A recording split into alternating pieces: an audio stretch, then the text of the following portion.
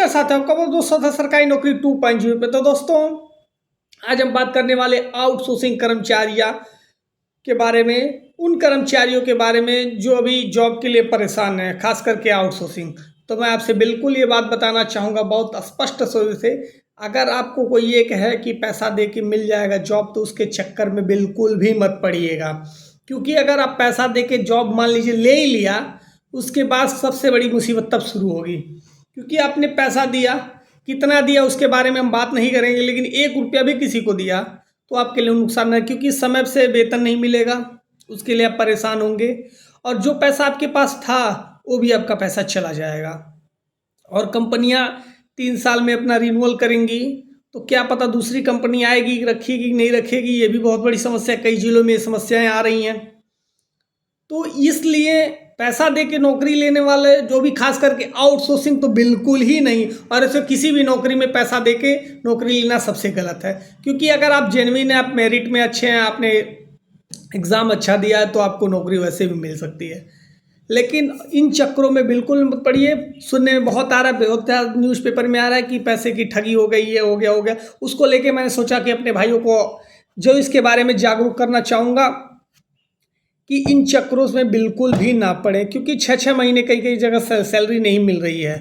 तो अब सोचिए, अगर 6 महीने बिना पैसे के काम करना, और जो भी विभाग के अधिकारीगण हैं उनको काम चाहिए, भाई उनकी अपनी मजबूरी है।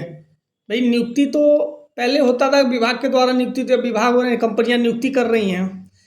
पैसा जो है कंपनियों के थ्रू मिल रहा है, विभाग कंपनियों को दे रहा है, कंपनियां विभाग सैलरी कैंडिडेट को दे रही हैं। तो ये बीच का जो चक्कर है ना, वो बड़ा घुमादार है। इसलिए काफ़ी नुकसान। ऐसा नहीं है कि आउटसोर्सिंग नौकरी बिल्कुल भी बेकार है, लेकिन ये जो चक्रव्यूह है ना, ये बहुत गड़बड़ है।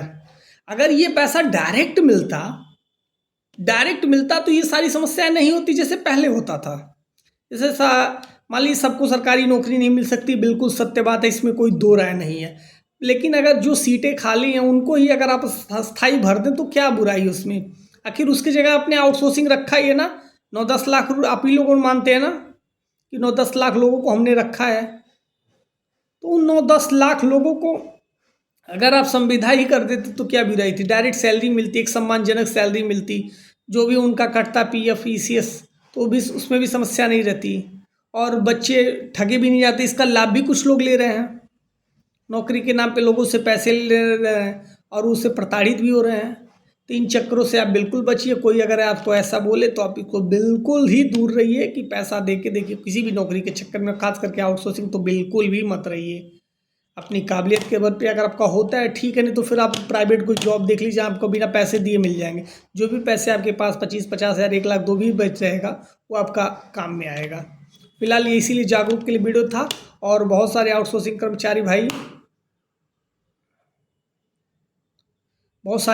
कर्मचारी भाई कमेंट कर रहे थे कि सैलरी कब तक बढ़े की उम्मीद है। तो फिलहाल अभी ऐसी कोई सूचना नहीं है। जब तक कोई इस पर अपडेट नहीं आएगा तब तक हम इस पर क्या अपडेट बताएं।